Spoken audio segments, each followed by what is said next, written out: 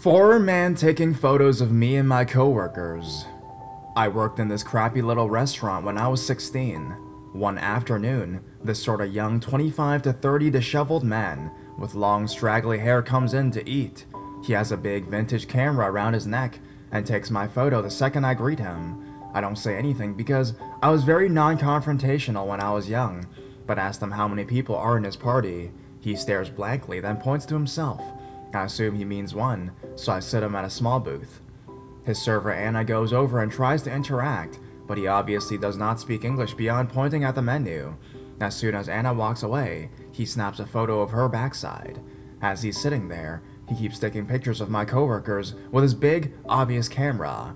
By now, my coworkers and even some customers are getting alarmed, so the owner's son, Anton, who happens to be Anna's boyfriend, comes out from the kitchen to firmly tell the guy to either stop or leave. The guy immediately just gets up and leaves without a word. It's nearing closing time, so I finish up my hostess duties and get out of there, maybe an hour or two later. As I'm walking out and saying my goodbyes to the staff, still doing the cleanup, I see through the back door that Anton is yelling at the dumpster, or more accurately, at that skeevy dude with the camera who was sitting beside it taking photos of people outside having a cigarette or walking to their cars. The guy just left. He walked calmly right out the parking lot and started on the road that led out of town after being yelled at, and as far as I know, none of my former coworkers ever met him again. I don't care if you speak English or not, man. Crouching behind a dumpster is creepy in any language.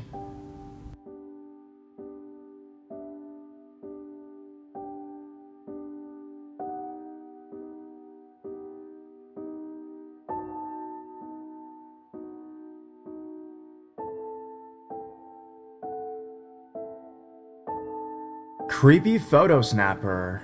This is a short one.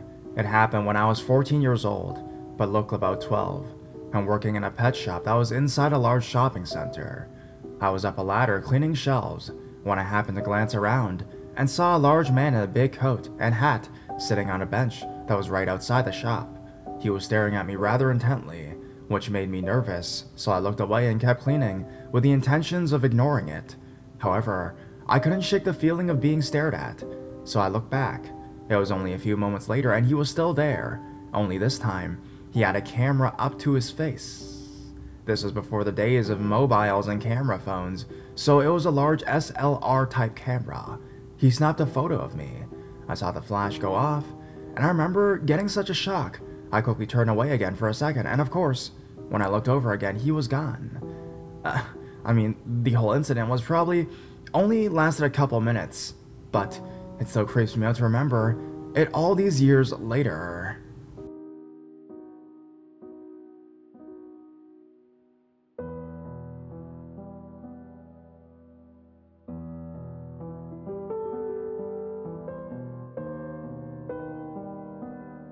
Do your balls hang low? Been lurking a little bit, and the stories with people in retail and their stalkers really hit home. Just wanted to share mine. Around 1999 to 2000, I was aged 22 to 23. I worked at a 1-hour photo shop. This was pre-digital cameras, so the demand was high for this kind of work. Best job ever, and man, do I ever have so many stories to tell about that job, but I digress. The shop was located on a corner, an L-shaped building, that big picture windows on the side and the storefront. It also had an awning on the longest side, with stairs leading up to the main sidewalk that led to a grocery store in Main Street. The awning and patio that it was covering was barely visible from the main street, as you had to walk down the steps to get to the strip mall where the store was located. Since this shop was essentially all windows, I could easily see out, and anyone could actually see in. This was especially nerve-wracking when it started to get dark, as you can probably imagine the situation. On Sunday mornings, I usually opened shop and closed shop since it was our slowest day. I was usually there all by myself because the owner took this day off. The little strip mall that this store was located in was pretty quiet. It was surrounded by 3 different banks that were closed on Sundays, so there wasn't much foot traffic until around 11 a.m. when a Chinese buffet would open next door. I opened at 10 a.m. So I opened shop and turned on the machines. At this point, usually I start working on some roll of films that were left in our night drop. I went to the back room for a moment, and when I came back out, I noticed him. He was wearing sunglasses and short swim-type shorts and a t-shirt. He was just standing there leaning on a pole that the awning was attached to on the side of the building, just staring in at me. He had his arms down in front of him, slightly crossed, and I saw something hanging from the below his shirt a little bit, but couldn't make it out. I remember smiling vaguely just to be friendly, because it wasn't uncommon for people to loiter on this patio. We had some dog walkers and such that would walk by because there was also apartment buildings just behind the supermarket area we had. I went down with my work, just glancing up slightly to see him still standing there, just staring in the same pose. I walked in the back area and sat there for a good 10 minutes to see if maybe he would walk away. Every once in a while peeking over, and he was still there. After a good 20 minutes, he moved over to the steps, and this time, he was leaning back on the steps and had his junk just out. Then it hit me. The thing I saw from beneath his shirt was his frickin' balls. I called the cops so quick, and they came within another 10 minutes. He was still just casually sitting there when the police showed up and asked him some questions. The officer then came in and spoke to me and asked if that was the guy I called in for. I said yes, and then the officer told me that the man admitted that he did not have underwear on, and he was just hanging out, no pun intended, waiting for a friend, and didn't understand why in the world the officer was even talking to him at that moment. What? I took pics of the creeper while the officer was talking to him, showed them to the store owner, and the store owner actually later said he recognized him in the shop before. So I don't know how long he was around keeping track of my schedule, but he obviously knew I would be alone on the Sundays. Long story short, I ended up pressing charges on this creep and went to court for this little flashing. He ended up just getting a slap on the wrist because he did not have a prior record, and the jury felt sorry for him. Apparently he had erectile dysfunction, was going to therapy, and was just using me to see if he could get it up, so to speak. So, so the creeper, with your balls hanging out low, let's not meet again.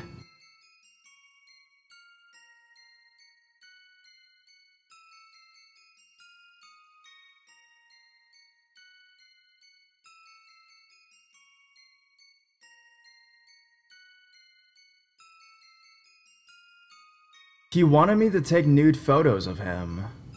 First time poster here. Back in 2012, when I moved 1,200 miles away from my home state, I didn't know anyone in the area. Despite being a rather introverted 22-year-old, I thought it would be good for me to know some of the locals around the area. After joining meetup.com, I browsed several groups until I found one that looked perfect. It was a nearby holistic healing center where they held events ranging from Tibetan singing bowls to psychic fairs. Given my lifelong interest in things of the alternative nature, I was excited by the thought of making some new like-minded friends. I signed up for the next event and attended a few days later. Upon my arrival, I was enchanted by the scent of incense and abundant good vibes. The owner was warm and kind as she introduced herself, and the other attendees. Everyone I met was genuine, inclusive, and made me feel very, very welcome. I am someone who is incredibly close with my family, and it was my first time living alone and far away from home. For these reasons, it was wonderful to feel such an instant connection with the others. I had a great time getting to know everyone, and before I left, the owner, Rebecca, invited me to come back. That turned into soon frequenting the center 4 to 5 times a week. Early on, I met a guy named Rodney at a Reiki circle. Reiki is a Japanese relaxation technique. He was a middle-aged man who was at the early stages of balding and kept his long hair in a low ponytail. His skin was tan, and he was in good shape with muscular arms. Compared to my petite frame, he towered over me at about 6 feet tall. Following the Reiki, everyone would always hug one another and chat. Rodney was the first to come over and give me a very long, tight embrace. As we spoke, he told me how he was a single father and introduced me to his teenage son. The 3 of us hit it off immediately. Rodney and I seemed to have a lot in common, from our love of raw vegan food to scuba diving. It felt like I met a kindred spirit and energy, and what he exuded was calm and peaceful. He was easy to trust and open up with. Over the coming months, I became Reiki certified and was spending a lot of time at the center. There was a core group of us that became inseparable. Rodney was always part of the gang. He would hold full moon ceremonies at the beach, drum circles at night, and healing sessions during the daytime. Once a week in the evenings, We would go to Panera to get some tea and enjoy each other's company. All in all, it was a very fun time in my life. As time went on, I would see Rodney often. We would meet at farmers markets. I volunteered to help him run a haunted house attraction in which he was managing, and attended his yoga classes while he was getting his instructor education completed. Rodney and I developed a deep friendship, but nothing more than that. After all, I didn't have those feelings for him. I never got the impression that he did either, and I was close with his girlfriend, who he seemed very much in love with. If anything, I would say he was more of a fatherly figure to me. For all these reasons, I let my guard down. A year later, the lease on my apartment was ending, and I decided to move in with my boyfriend, who lived about 40 minutes away. The distance combined with a busy new job left me with less and less time to visit the center. Eventually, I stopped going other than the occasional trip to the little gift shop to buy sage and crystals. Rodney and I kept in touch a bit through Facebook, mostly him liking or commenting on my photos. Life happened, and it had been about 2 years since we had last seen each other in person. One day I was on a lunch break at work and went to a nearby grocery store to get some summer rolls. As I walked by the coffee bar, I saw Rodney, and his eyes lit up while he opened his arms wide. I was given one of his infamously long hugs while he slowly rocked back and forth. He told me I looked great, and we caught up on what we'd been up to since we last saw each other. I explained how I started another job not far from the center, so I'd be in the area again. He told me that he and his girlfriend, our mutual friend, had broken up. Apparently, she was incredibly needy and insecure, which seemed untrue as I knew her pretty well. Then he started to tell me about his new business plans to teach rich older women yoga. After all, they are lonely and neglected by their husbands, so they want to be touched. Taken aback by his attentions, I continued to listen as he went on. I have a private studio now. You should come by sometime. We can lay naked in the sun and do some stretches. It would be very healing. I was beginning to feel very uncomfortable. Then again, I thought perhaps I was overreacting. After all, this is a guy who was a total hippie, so it probably didn't even seem strange to him. Myself, being flustered and unsure of what to say, said, cool. Pulls out phone. Oh hey, I'm running really late for work. I need to get going. It was nice seeing you. He leans in again to give an awkwardly long hug and then kissed me on the lips, something he had never done before. A few weeks passed by, and Rodney has sent me some texts and Facebook messages about getting together.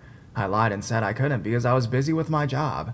Although I felt creeped out about the whole situation, I tried to rationalize with myself that I was being overly dramatic. After all, I'd known this guy and his son for years, and he had never done anything to betray my trust. Despite avoiding that grocery store since we had last bumped into each other, I had to go back a couple weeks later to get a specialty item. Since it was a different day of the week, I was certain I wouldn't see him there. Wrong. Avoiding the coffee bar area, I made my way through the back aisles.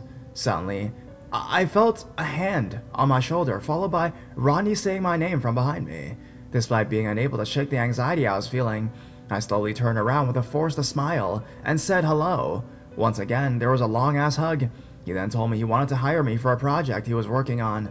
Knowing I was having a bit of rough time financially, I have a vision for the space I'm working on. I'll do yoga poses naked, and have them shot in black and white. I'll hang the pictures in the studio. I want you to be the photographer. He also knew fully well that I used to be a photographer.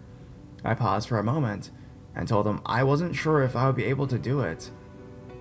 Most of my equipment is still up north, and I don't have the lenses I would need.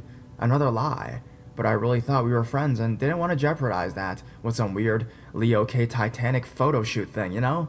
Then he tells me that he's sure whatever lens I have will be just fine, and I should stop by the studio tomorrow after I am off work. He gave me the address, and I tell him I wouldn't really be able to stay long, as I need to get home to let my dogs out. Still, he insists I should check the place out, and he wants to give me a tour, and he cannot wait to show me.